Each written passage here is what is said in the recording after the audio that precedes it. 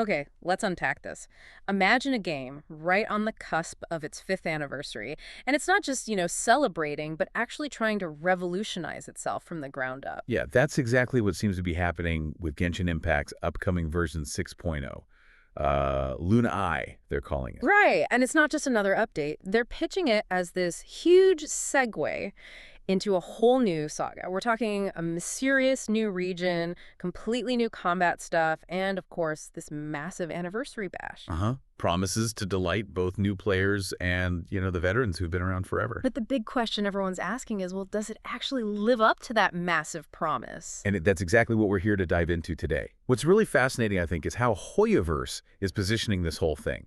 We're looking at Song of the Welkin Moon, segue, and they're explicitly calling it a major leap in the main story, almost like a redefinition of what Genshin Impact is. Okay. So our mission today is to cut through all that hype, all the excitement, and get you really well informed on all the crucial details.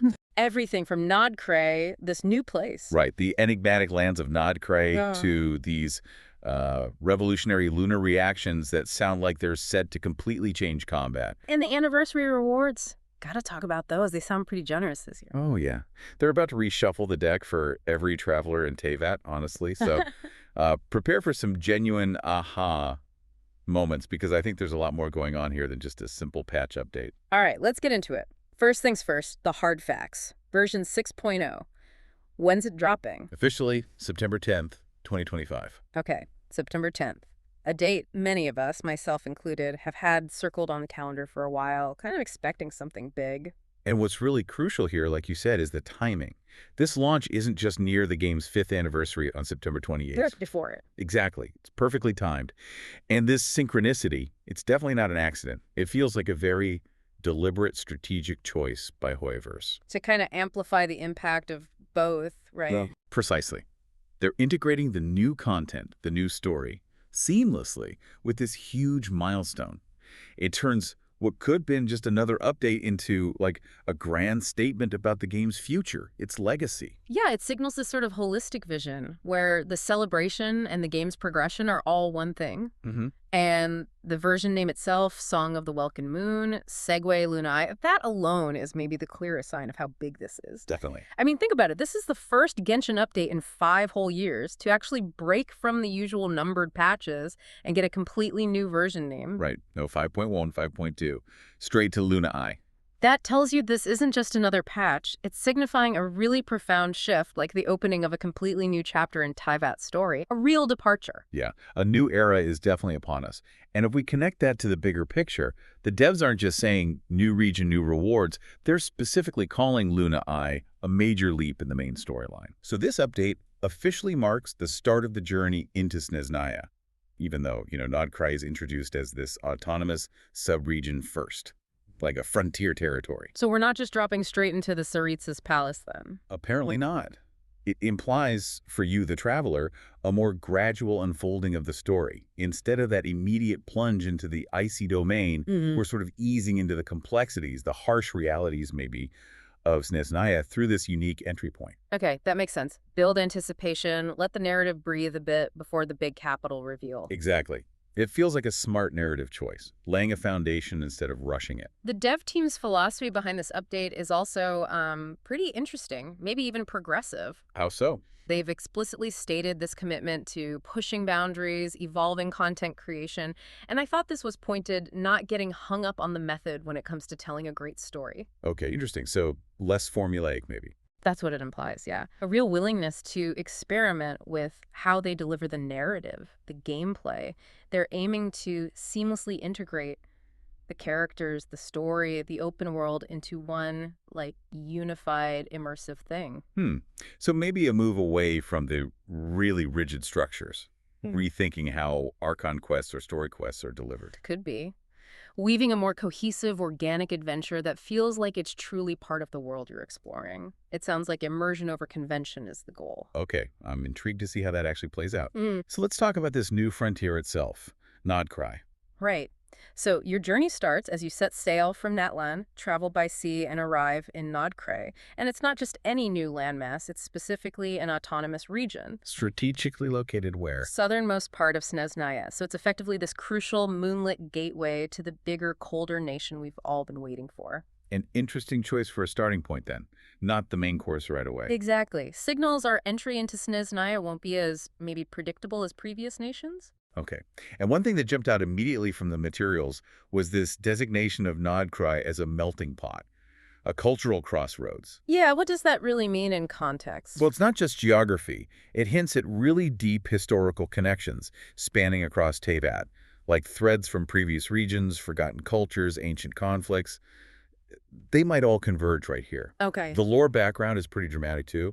Originally a flourishing paradise. Ah, the classic setup. Right, then boom, desolate wasteland after an abyssal calamity. You know, that chaotic dimension stuff that keeps messing Teyvat up. Always the abyss. But then, resilient merchants rebuilt Nasha town right on top of the ruins. So this backstory, it speaks volumes about the culture there. Vibrant, diverse, incredibly resilient. Faced immense challenges, absorbed different influences, and somehow found a way to thrive even in desolation. Exactly. It's a land shaped as much by, like, beauty and ancient magic as it is by catastrophe and human grit. And the moon. That seems central. Song of the Welkin Moon, the whole saga name. Oh, absolutely. It's not just a passing theme. It's the core motif, deeply, profoundly embedded in Nod-Krai itself. We're talking ancient history where Teyvat supposedly had 3 moons. 3. Wow, I remember seeing imagery of shattered moons, but 3. Yeah, 2 shattered under mysterious circumstances ages ago, and the last one has fallen eerily silent. The fragments are even called ancient moon's remnants, hinting that tangible pieces of this cosmic tragedy are still around. Okay, that sets a pretty mystical, almost somber tone, lost grandeur, potent magic underneath. So if the moon is so central, what about the power flowing through Nod-Krai? What are the sources saying about that? Is it just aesthetic? That's a great question. And no, it's definitely not just aesthetic. It's something unique. The materials say Nod-Krai is saturated with something called kuvaki. Kuvaki. Okay, interesting name. It apparently translates from Finnish to something like moon magic or moon power. And the devs describe it as an ancient, primordial form of elemental energy. Primordial, like older than the 7 elements we know. Exactly. They explicitly state it's older and purer, calling it the original state of light before dispersion. It implies it's like a fundamental force of Teyvat itself. Okay, wow. And what does that mean for gameplay? For us, the traveler? It means you'll be able to directly harness this kuvaki, use it for solving environmental puzzles, overcoming challenges.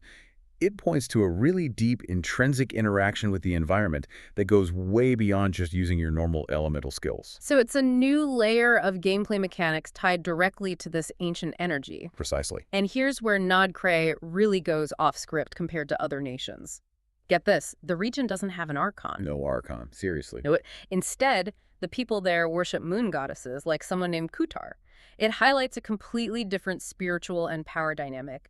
No Gnosis, no direct line to Celestia in the same way. Wow, okay, that's a huge departure. So how do they get elemental powers then, if not from visions granted by Archons? Through these unique devices called moon wheels. Moon wheels, okay, tell me more. They're not just trinkets, they're described as powerful devices that draw energy directly from Teyvat's 3 moons, even the shattered and silent ones, presumably, and they let users command kuvaki. So their power source is completely different, rooted in this primordial moon energy, not the Archon's blessings. Exactly, and this fundamentally alters the rules of elemental reactions for them. Yeah. Which leads us directly into the new combat system they're introducing, a system built entirely around these ancient lunar energies. Okay, the plot thickens. So where do we land first in Nod-Krai? Your first stop will be Nasha Town. Sounds like a bustling, really vibrant hub, filled with mechanical workshops. Makes sense, given the Fatui presence nearby probably pushes innovation. Right. It includes the quirky-sounding clink-clank crumb cake craft shop run by Aino, the genius inventor we'll talk about later.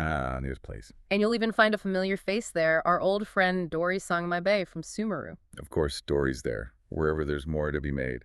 Exactly. Ever the astute businesswoman, she set up her own shop, undoubtedly looking to capitalize on whatever unique resources Nod-Krai offers. Makes perfect sense for her character. Plus, there's the Rossum workshop, where you can get blueprints for Nod-Krai-style weapons, lets you craft unique gear inspired by the region's sort of mechanical, moon-infused aesthetic. Okay, so Nasha Town is the bustling hub. What else is there? Then there's Hisi Island, offers a really serene, almost untouched contrast to Nasha Town's industrial vibe.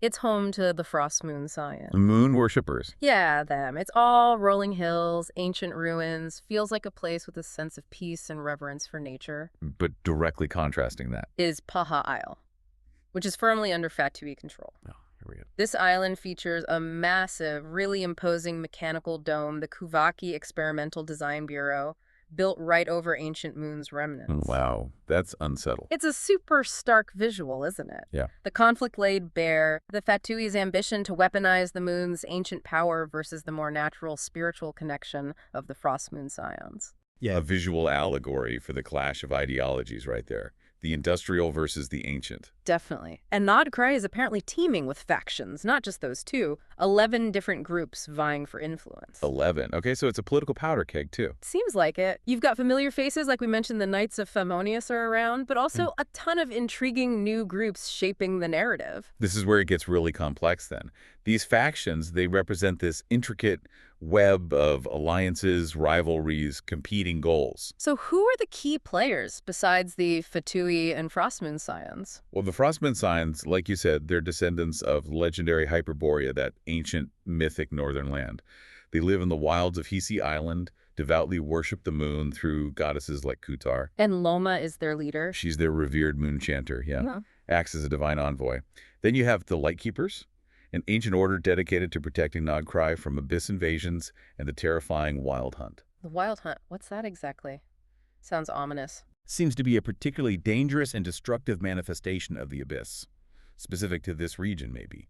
And Flins is one of these Lightkeepers, always with his lamp. The brooding guy. Right. As a seasoned Lightkeeper, he can apparently even understand the Wild Hunt's creepy, cryptic whispers. Makes him uniquely equipped to face that threat. Okay, so this isn't just regional politics. It's rooted in Teyvat's ancient history, primordial energy, a deeper, almost cosmic struggle for control. Feels like it. And of course, the Fatuis are right in the thick of it, led by the infamous Harbinger Sandrone Marionette. Right, building her war machines in that dome. She's established a formidable, almost oppressive presence there. And she openly despises the Frostmoon Scions, calls their resistance laughably futile. Ouch. Her objective is clear then. Weaponize Kuvaki, seize the moon's power for Smeznaya. Absolutely. It's a direct confrontation waiting to happen, with potentially global implications. Who else? You mentioned 11 factions. We also learned about the Curatorium of Secrets, a neutral faction run by Nefer and her partner Jehoda. They sound like storytellers, knowledge keepers, probably holding clues to Nod-Krai's past. Lore keepers. Always important. And even Grandmaster Varka, of the Knights of Favonius Mondstadt's leader, he's ventured here. Left clues for the traveler in Nasha Town. Varka's actually there.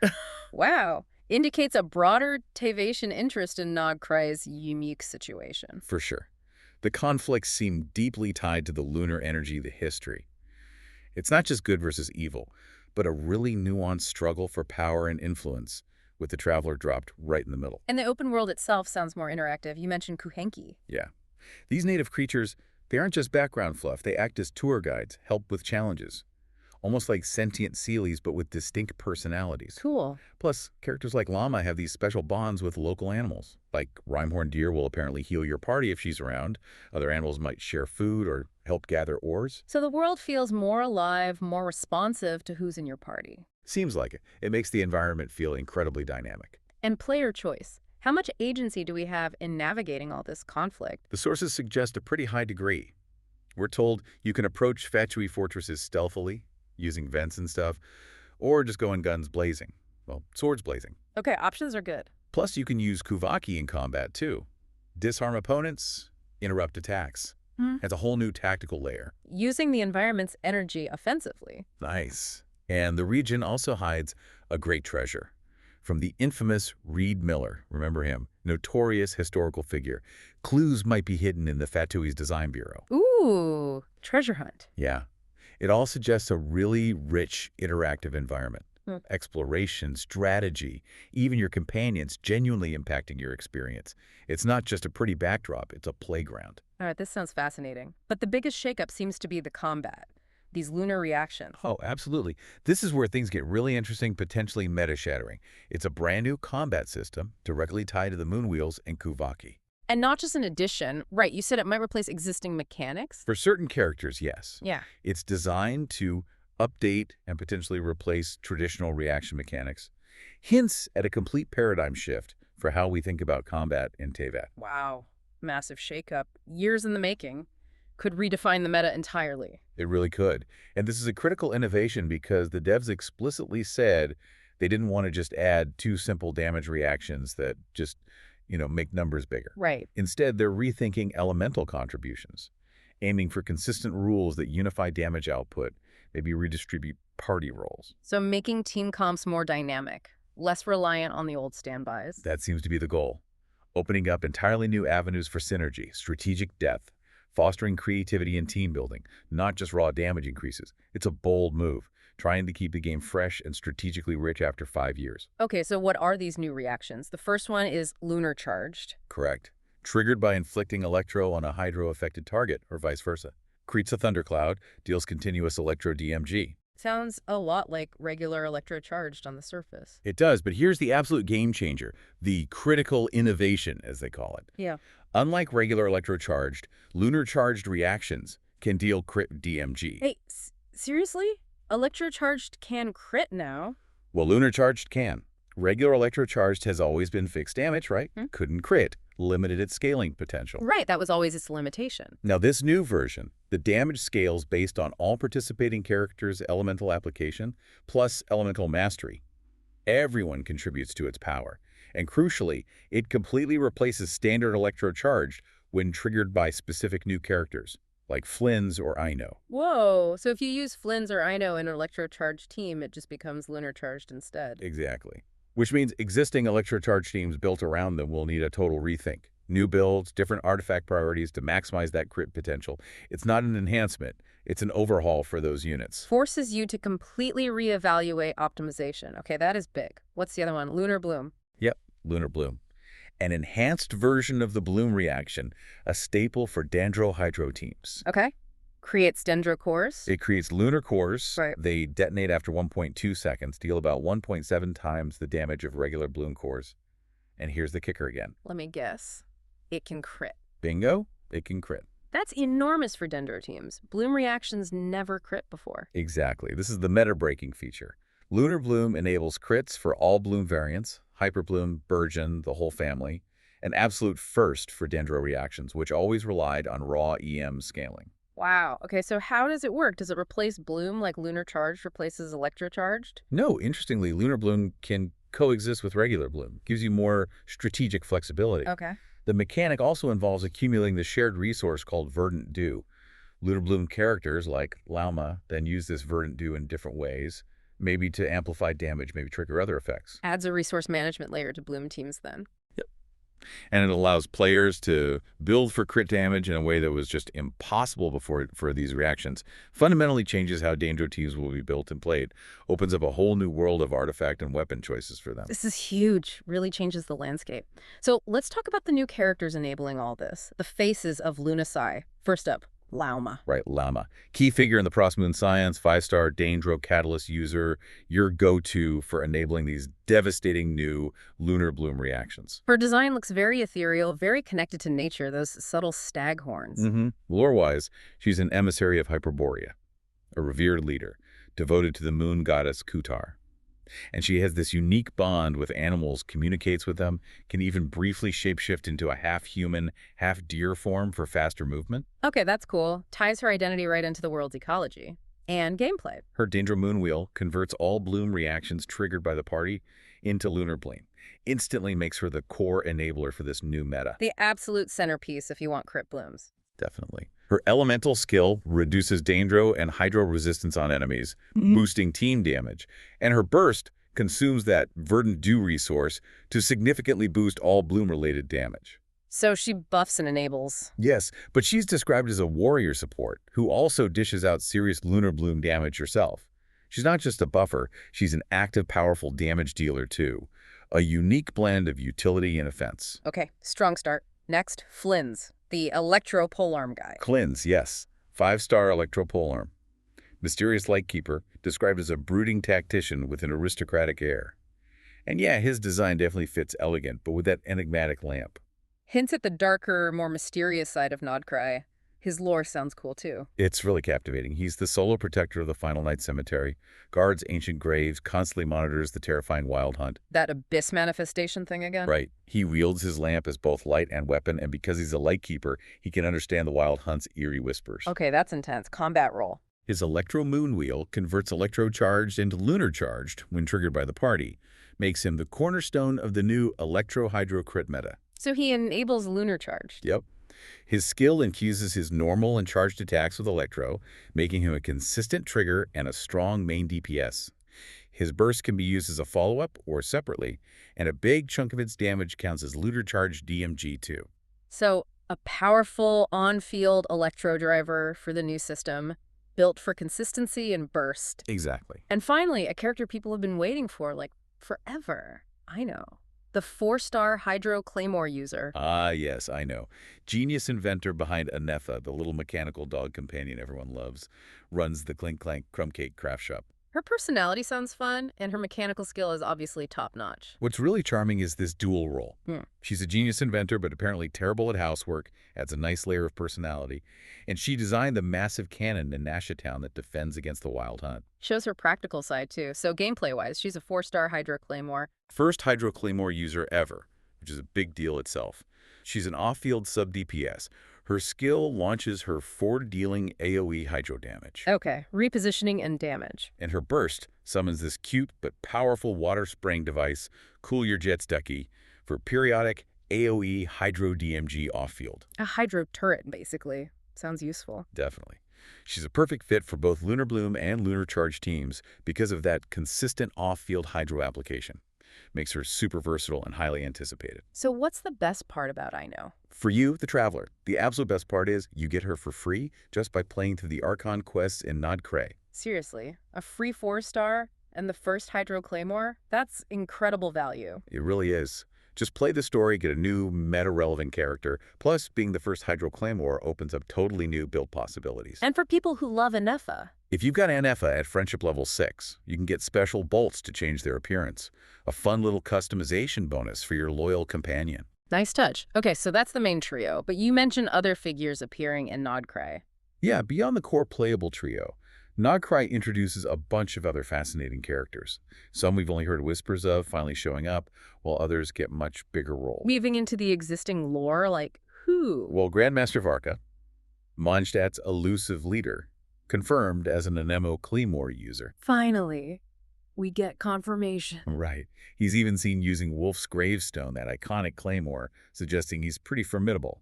And he's left clues in Nashatown, confirming he's actively involved in Nod-Krai. Okay, Varka's in play. Who else? We meet Nicole Rain, codenamed M, a Hexenzirkel witch, you know, that mysterious coven of powerful mages. She has distinctive long, elf-like ears, hinting at some ancient lineage. The Hexenzirkel member, okay, that's big lore. And Alice, A, Klee's mom, finally makes her full design debut, confirmed as a Pyro Vision holder. Expect chaos and powerful magic. Alice herself. Wow, okay, the gang's all here. Any others? There's Jehoda, this mysterious girl connected to Aino and Anefa. She's apparently interested in Durin's headpiece. Durin, Albedo's brother dragon. Hints at connections to Kynria, maybe. Could be. And speaking of Durin, get this. The long-rumored human form of the dragon, created by Rhine-Dottir, the infamous alchemist Gold. Wait, Durin has a human form. Confirmed. Shows up as a young boy with striking pink hair and electro vision. No way! That's a massive reveal, connecting ancient history right into the present day. It's huge. Lore coming alive right before our eyes. Okay, my mind is slightly blown. What about the Fatui Harbingers? Sandron's there, but who else? Right, the Harbingers play a heightened, really intertwined role here. Sandrone Marionette is actively building those Kuvaki war machines on Paha Isle, Right. openly despising the Frostmoon Scions. Her presence is very aggressive. Standard Fatui Mo. But who else? You mentioned Columbina earlier. Yes. Columbina, the Damselet, the Third Harbinger, and this is the real lore bomb. In Nod-Krai, she's not referred to as a Harbinger. She's not, then what? She's known as the Moon Maiden, and she's apparently withdrawn to her birthplace within Nod-Krai. Her birthplace is Nod-Krai. Okay. Get this. Nod-Krai is unique statues of the new moon. They're sculpted in the image of her past self. Wait, what?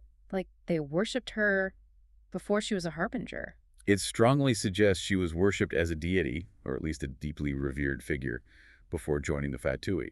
It completely recontextualizes her character, one of the most mysterious harbingers. That is incredible. So what does this mean for the story? Is she an enemy? An ally? It's unclear. The sources say she's currently hiding near Hisi Island. Travelers will encounter her at a special time and place in the Silver Moon Hall, a place blessed by the moon. Okay. And she might even grant powerful support through minor favors, like maybe humming a tune gives you a buff, or taking a walk with her reveals secrets. So not immediately hostile then. This deep connection to the moon, her shift from Harbinger to Moonmaid. It hints at massive narrative implications for the whole Song of the Welkin Moon saga. Could reveal a larger, more ancient conflict tied to the moons themselves, maybe suggesting her story is key to understanding forces way beyond the Fatui's goals. Wow. Okay. Definitely need to keep an eye on her. So with all these new characters and reruns, let's talk banners, planning pulls for Lunite. Right, gotta plan your primogens carefully.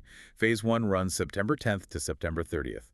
It features the new 5-star Dendro catalyst, Lauma, on her Moon Song of the Groves banner. First chance to get the Queen of Lunar-Bloom. Meta-defining potential right there. Absolutely. And running alongside her is a rerun of the Dendro Archon herself, Nahida, on her The Moongrass Enlightenment banner. Nahida rerun, that's huge too. Great opportunity for anyone who missed her, especially with Lauma boosting Bloom teams. Exactly. It's a deliberate pairing, reinforcing Dendro's importance and offering a choice between two powerful but different Dendro catalysts. And Aino, the free 4-star Hydro Claymore, she'll have booster rates in Phase 1 too.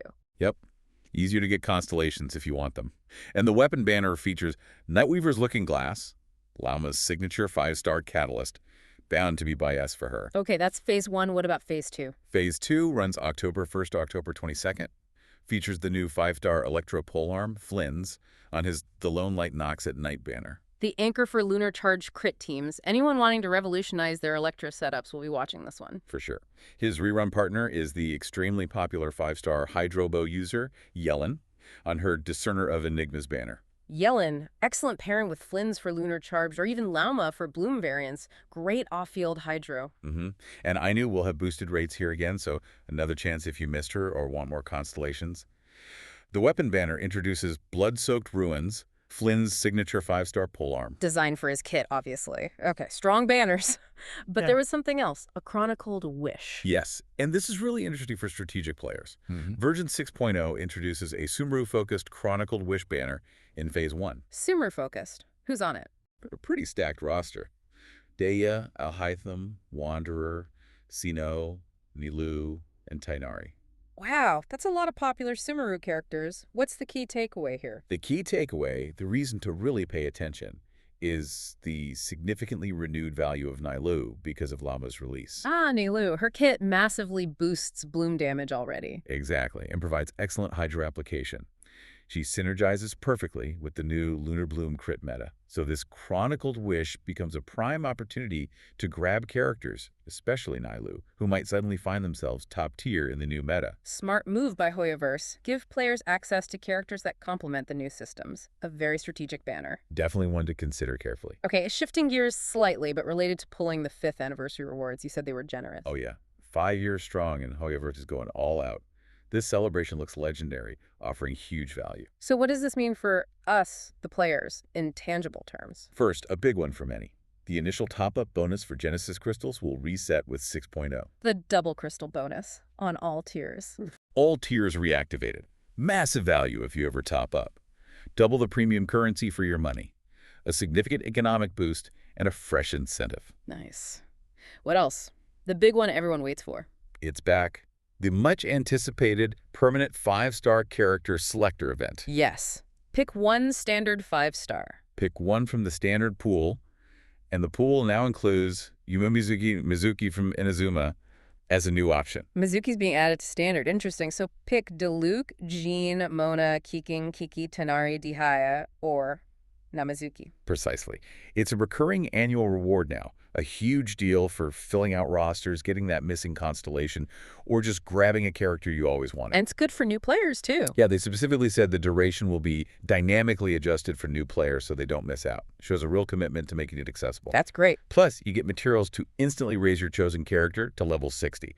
Makes him immediately usable, no heavy initial grind.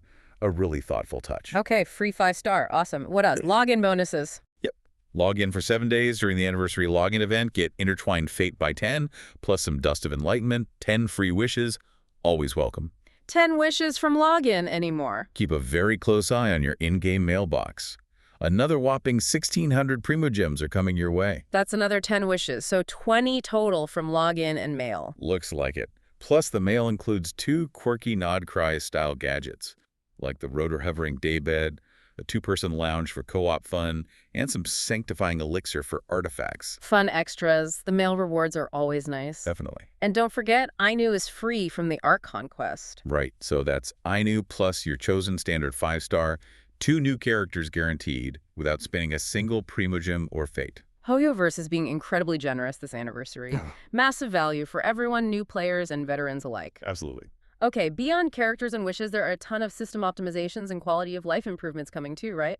Sounds like they've been listening. Oh, definitely. Big time. There's significantly increasing adventure EXP gained from exploration stuff like collecting oculi. Should speed up leveling, especially for newer players. Make the early game less grindy.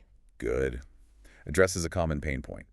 Also, Battle Pass rewards will now include harvestable materials, directly reducing some of that ascension grind. Oh, nice. Like flowers and stuff in the BP. It seems like it. And test run requirements are reduced. If you own the character or cleared their trial before, you can instantly claim rewards. Saves time. Little things that add up. And they're even reducing co-op difficulty in the open world and some domains, making it more accessible, more focused on casual fun for those who want it. Recognizing co-op isn't always about pushing limits. Okay, artifact farming. The eternal struggle. Any relief coming? Huge relief. This is maybe the biggest QL change for veterans. For 3 affix artifacts, the hidden 4th substat will now be revealed from the start. Get out. Seriously. No more leveling to +4 just to see if it bricks. Exactly. Saves countless hours, resources, and heartache. No more wasting enhancement materials on a promising artifact only to get DEF% as the 4th stat. Oh my god, finally. You can make informed decisions immediately. That's huge. It really is. Plus, you can use Sanctifying Unction Essence directly for faster sanctifying elixir extraction, and higher-level artifacts yield more progress. Streamlines the whole enhancement process. Okay, artifact grinders rejoice. What about resin? Any changes there? Couple of things. Say goodbye to endless crystal fly farming if you don't want to. You can now directly consume 40 original resin for double rewards right on the settlement screen after a domain. Oh, convenient. Just spend the resin directly, no need for condensed. Yep, quick and easy for double rewards. Yeah. Bagoo Tea, the condensed resin formula itself, is getting a massive upgrade. Oh, how so? It now costs 60 original resin, but grants triple reward. Triple. Up from 40 resin for double. That's a huge efficiency boost. A massive increase in resin efficiency. Makes your daily resin go much further. And the recipes for condensed resin and the crystal fly traps are easier to get, no longer locked behind city reputation. Accessible sooner for everyone. Good. What's more, you can now buy resin with Primogems directly on the settlement screens for instant triple rewards. Pay to progress option for whales, but triple rewards. Oh. Interesting. Streamlines the whole resin economy, gives more control and efficiency. Definitely. Now, hold on to your hat for this next one. It's monumental. Uh-oh. What is it? When a 5-star character reaches max constellations, C6, any additional copies you pull after that Yeah, the dreaded extra copy that used to just give star glitter. will now convert into a brand new item called Masterless Stella Fortuna. Masterless Stella Fortuna. Okay, what does it do? Finally gives value to those extra pools. Oh, does it ever? It allows you to raise any character's level cap to an unprecedented level 100. Level 100, beyond 9090. Beyond 9090. And it's not just a vanity number. Level 100 characters get stronger base stats, significantly greater elemental reaction effects, a fundamental power boost. Wow. Solidifies their place in your roster even more. Do you need extra EXP books and Mora to get from 90 to 100? Nope. And this is crucial. Once you use the Masterless Stella Fortuna to unlock the cap, their current level automatically increases from 90 to 100. No additional resource grinding needed for that final jump. Okay, that's amazing. So it doesn't just give value to excess pulls. It redefines endgame character progression. Imagine your main DPS at level 100. Right. Raiden, Neuvillette, whoever your favorite is, seeing their base stats and reaction damage jump, a tangible power surge without more grinding. Huge win for dedicated players. And here's the kicker. They're being incredibly generous about this. All your past excess constellations. Retroactively converted. Every duplicate 5-star you ever pulled beyond C6 will be converted into Masterless Stella Fortuna and sent to your in-game mail. No way. So veterans might be able to level multiple characters to 100 on day one. Absolutely. Many long-term players will get a nice stash immediately. It's a huge thank you to loyal players, acknowledging their long-term investment. That's incredible. But what about players who don't have C6 plus characters? Can they ever reach level 100? Yes, and this speaks to that idealism that devs mentioned. There's a new permanent event system called To Temper Thyself and Journey Far. Okay, what does it do? It allows players to earn up to 4 additional Stella Fortuna constellations for select 5-star characters per year. Wait, earn free constellations for 5 stars. How? By completing weekly goals over a 12-week period for each character cycle. It's not a handout. It rewards consistent engagement over time, forging deeper connections with your characters. So over time, even F2P or low spenders can eventually get constellations for their favorite 5 stars, up to 4 per year for specific characters. That's the idea. It's a philosophical shift, making character power progression more accessible over the long term, rewarding dedication, not just luck or spending. Wow. Free constellations and a path to level 100 for everyone eventually. That's genuinely game-changing. Any other QOL hits? A couple more quick ones. Yeah. For the first week after a new 5-star character or weapon banner drops, their specific talent and weapon ascension material domains will be open every day. Oh, nice. No more waiting for Sunday. Grind immediately. Exactly. Huge boost for quickly maxing out new pulls. Yeah. We're also getting expanded team lineup slots for more presets. Finally, more team slots. Yep. And the Traveler's Tales feature is evolving into a permanent meeting point system. You can chat with companions, learn about their lives, earn rewards by helping Flins, Lauma, and Aino build these meeting points. Making the world feel more lived in, fostering connection with the characters. You can even wish for specific companions to meet you out in the open world at the Grand Narukami Shrine. Okay, lots of great improvements there. What about brand new content besides Nod-Krai itself? Artifacts, enemies. Yep, 2 new artifact sets coming. Yeah. Night of the Sky's Unveiling and Silken Moon's Serenade, obtainable from a new domain of blessing. Names sound very Lunar Reaction focused, probably tailor-made for Lauma and Flins. Almost certainly. Boosting Lunar-Charged or Lunar-Bloom, maybe healing based on Kuvaki. Right. Or moon phase buffs. We'll have to see the specifics, but expect new build paths. And new enemies. Always got to worry about those. 13 new ones, including 3 bosses, the Radiant Moonfly, Radiant Antelope, and Aeon Blight Drake, Annihilation configuration. Say standard new enemy roster, anything particularly nasty? Well, what's potentially concerning for established teams is a major update to the Ruin Trick. The description says it's designed to screw over all hypercarry teams. Uh-oh. How? It'll apparently have incredibly high resistance to all elements except one at any given time. Forces split damage teams or constant adaptation. Directly challenges the one big damage dealer meta. Okay, that sounds annoying but strategically interesting. Forces diversity. What about the Radiant Antelope? That one's described as an anti-crit monster, with a debuff that applies negative 40% incoming healing. Minus 40% healing. Ouch. Direct counter to characters like Serena or Kokomi who rely on big healing or HP fluctuation. Seems like it. Signals a new era of enemy design, pushing players towards more diverse and strategic team building, thinking outside the usual comfort zones. Okay, brace yourselves for tougher fights. Yeah. Now, what's this Miliastra Wonderland thing? Yeah. Sounds different. It is very different. This is a huge, bold, maybe even revolutionary step.